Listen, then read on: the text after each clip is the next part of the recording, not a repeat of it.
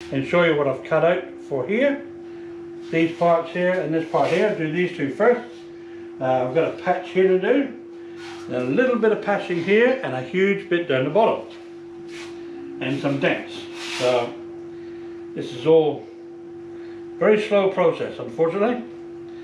Here's some of the work I have done, which is welded a patch panel in the corner on the straight, which I got to do a little bit more work to, and also the tail section of the guard here.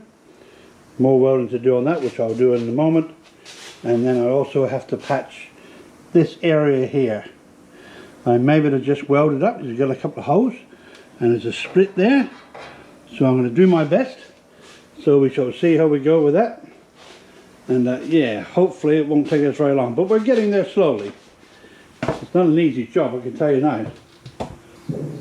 Turn the gas on, power on. I'm getting on gas too. And the helmet. Yep, here we go. I can see what we're doing now. Right, beautiful job. Well, bear with me, I'll get ready to do a little bit of welding so you can see what I'm doing. Yeah, very nice camera.